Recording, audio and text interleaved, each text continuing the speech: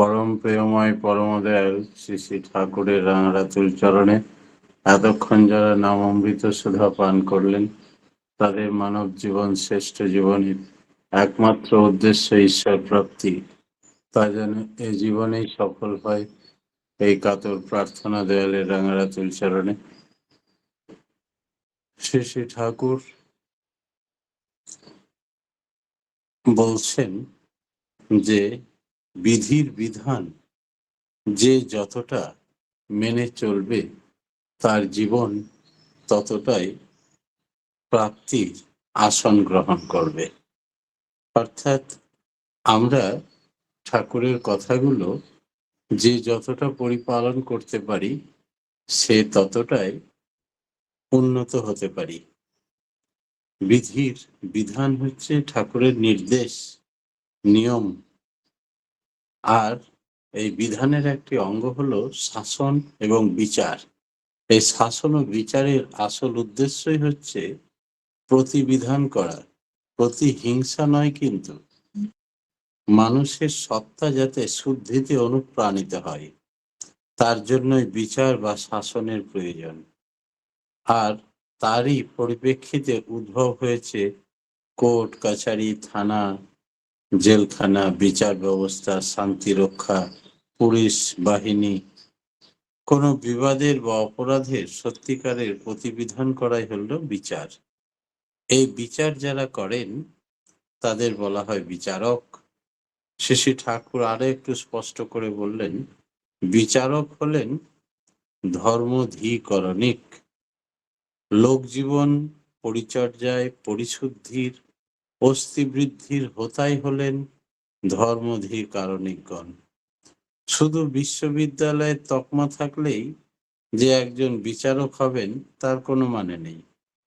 উপযুক্ত পরিস্থাপক অর্থাৎ উপযুক্ত পদে কাউকে নিয়োগ করতে হলে তার উপযুক্ত, তার বিচার্য কেমন লোক বিচারক হবেন, তার কি কি গুণ থাকা দরকার, সেগুলো সম্বন্ধে পুঙ্খানুপুঙ্খ বিচার করতে হবে।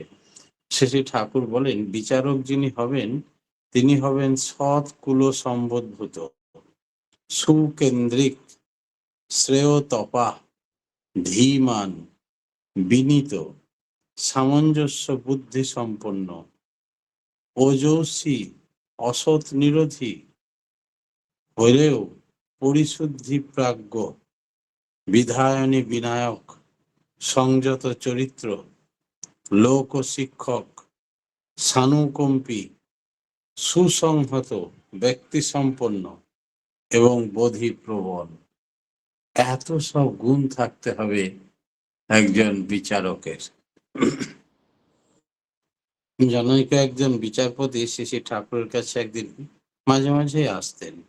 একদিন বললেন যে তার সুখ্যাতি যথেষ্ট আছে। শ্রী ঠাকুর তাকে একদিন কথায় কথায় বললেন, বিচারক ধর্মাধিকারণিক যিনি হবেন, তিনি শাস্তিদাতা নন, তিনি শান্তা। অর্থাৎ তিনি মানুষের শুধু শাস্তি বা দণ্ড দেওয়ার জন্য নিযুক্ত নন, শান্তি দেওয়ার জন্য নিযুক্ত। তিনি অশুভের নিরাকারণিক, তিনি বৈধি বিনায়ক, পরিশোধক। যে বিচারক সে নৈক, তা নৈক, তিনি বিচার আসনের কলঙ্ক বা অত্যাচারী নন, তিনি বিধ্বস্তির মুমূর্ত হোতা। উক্ত বিচারপতি ঠাকুরকে বললেন, এমন অনেক মামলা আছে যেখানে অপরাধীকে আইনসম্মতভাবে মৃত্যুদণ্ড দেওয়াই বাঞ্ছনীয় হয়ে ওঠে। আমি অনেক ফন্দি ফিকির খুঁজি, খুব চিন্তা করি যাতে অপরাধীকে বাঁচাতে পারি। শ্রী ঠাকুর শুনে খুব খুশি হয়ে বললেন, তা খুব ভালো।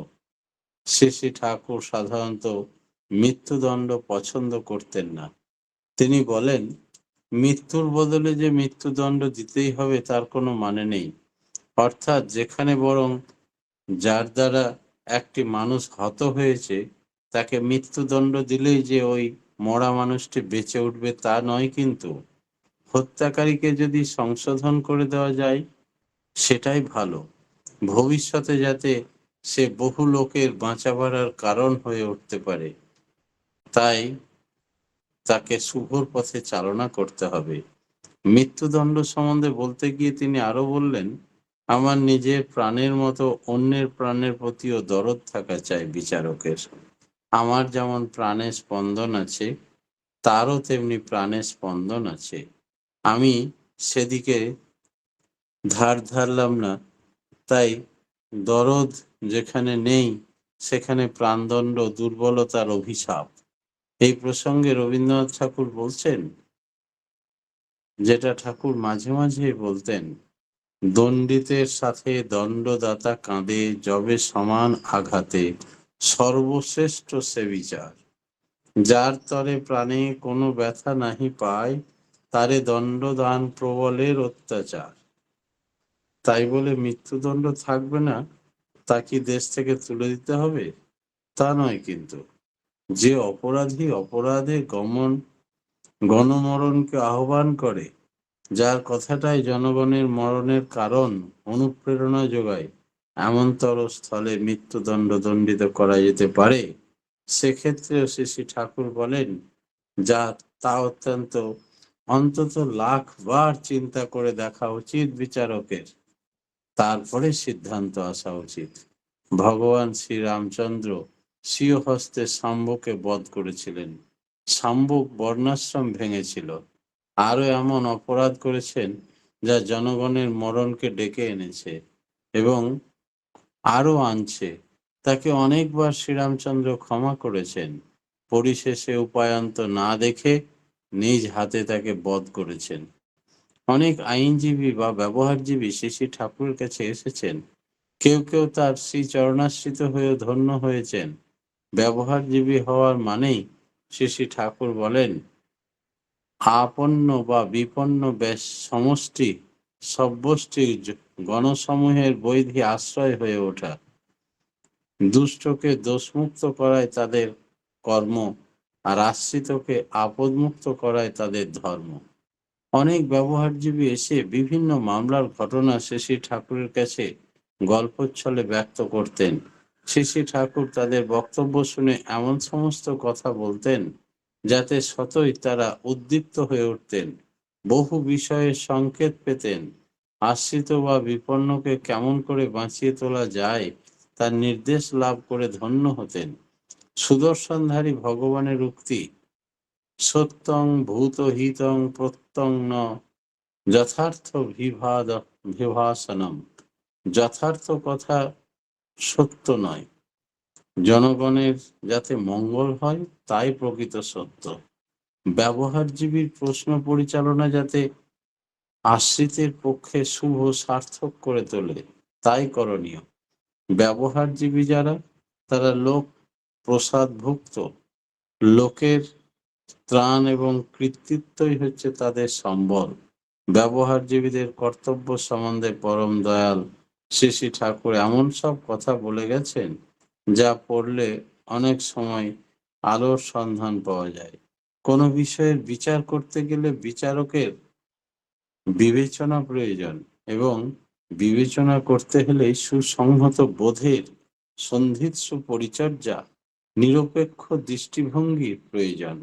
শুধু বাচক বা একদেশদর্শী তথ্যের উপর দাঁড়িয়ে যারা বিচার করে থাকেন, তারা বিচারের ব্যভিচারক, আমন্ত্রক। কোনো মামলার মাধ্যমে যদি একজন সৎলোককে উৎপীড়িত, ব্যতিব্যস্ত, নাজেহাল করার জন্য শাসক মণ্ডলী তথাকার প্রতিষ্ঠাবান ব্যক্তিরা প্রত্যক্ষ এবং পরোক্ষভাবে ব্যগ্র হয়ে ওঠেন, তবে তা খুবই পরিতাপের বিষয়।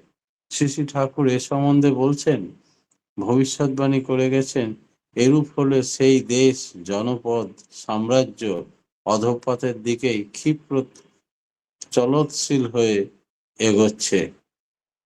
সেখানে তিমির সমাধি সন্নিকটেই অপেক্ষা করছে।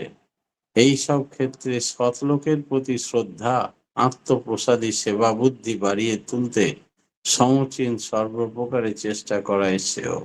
সৎলোক নিপীড়িত হোক বা সন্দেহের খাতিরে তাকে অপরাধী বলে সাব্যস্ত করা হোক, এইরকম ন্যায় নীতি বিরুদ্ধ পন্থা। নিরপরাধ ব্যক্তি যাতে কিছুতেই শাস্তি না পায়, তার জন্য কত কথা শ্রী ঠাকুর কত ভাবে বলেছেন।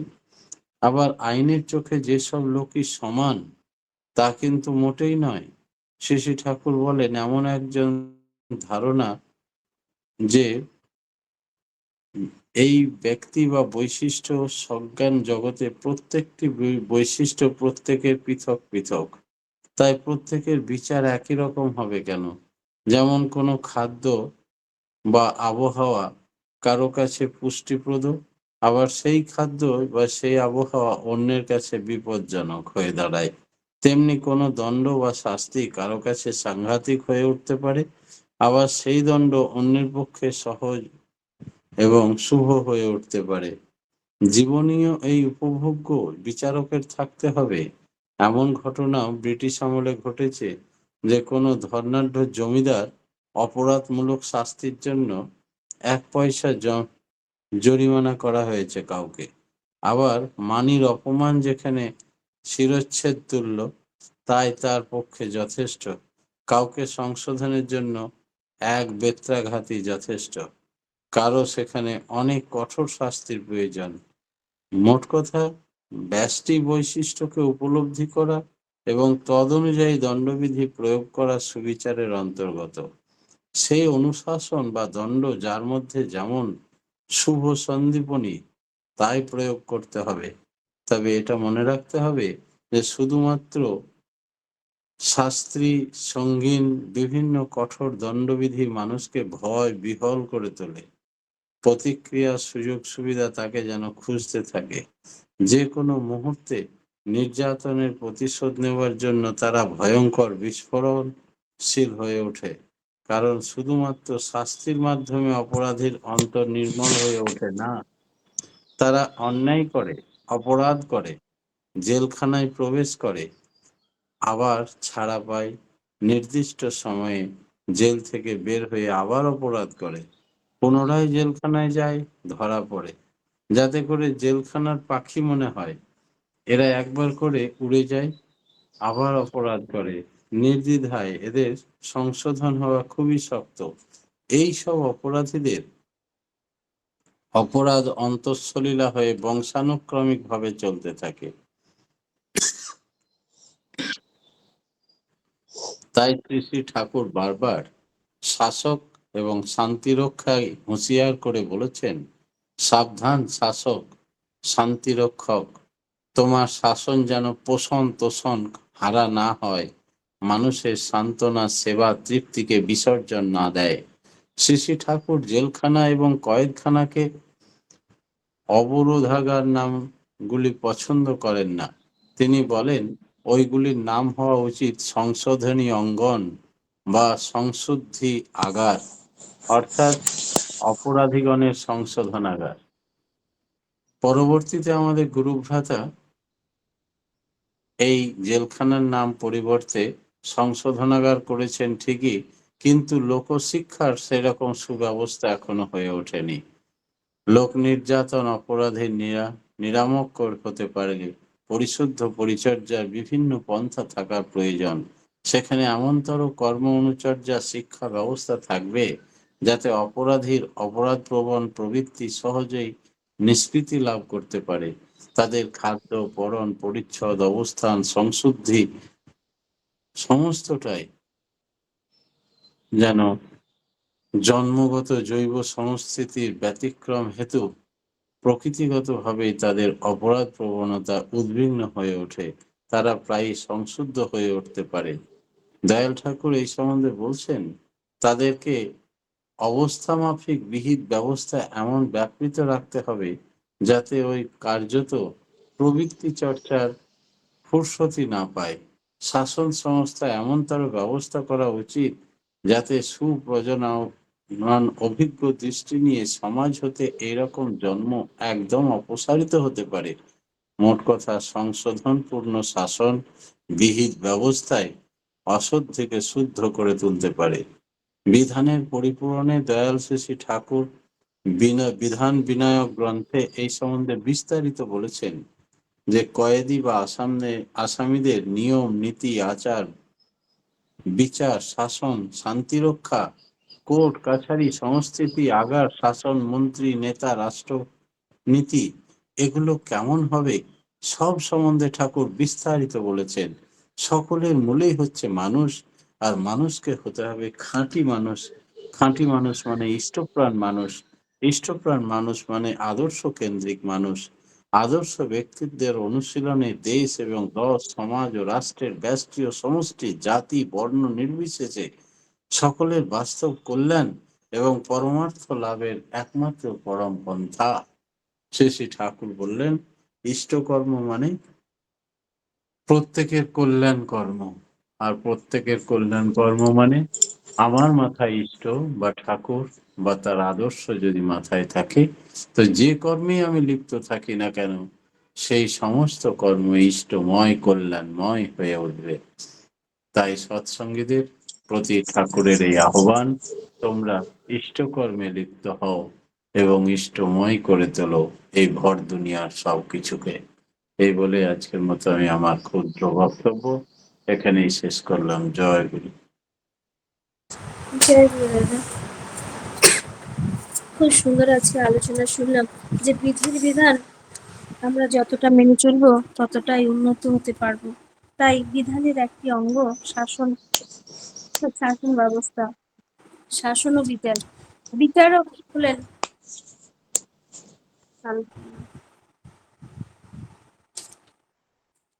বিচারককে হতে হবে সৎ ও লোকশিক্ষক, লোকপালী।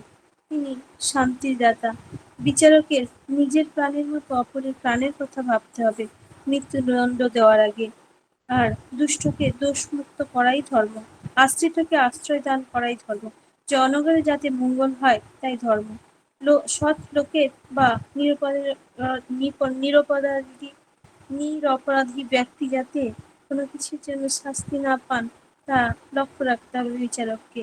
যারা বারবার জেলে যান অপরাধের জন্য তাদের ক্ষেত্রে দেখতে হবে বিচারককে এই অপরাধীকে কিভাবে সংশোধন করা যায়। তাই জেলখানাকে বলা হয়েছে সংশোধনাগার। সংশোধনপূর্বক শাসন বিহিত করতে হবে। সকলের মূলে হলো তিনি আদর্শ কেন্দ্রিক মানুষ তৈরি করতে চেয়েছেন, ইষ্টকেন্দ্রিক মানুষ তৈরি করতে চেয়েছেন। এই হলো শ্রী ঠাকুরের ইচ্ছা। খুব সুন্দর আলোচনা দাদা, আমরা সমৃদ্ধ হলাম। পরম পিতা রাতুল চরণে আপনার সার্বিক মঙ্গল প্রার্থনা করি। আপনি আপনার পরিবার পারিপার্শ্বিক সবার দীর্ঘ নিরোগী ইষ্টচ্ছল জীবন কামনা করি প্রভু রাঙা রাতুল চরণে। জয় গুরু দাদা, ভালো থাকুন।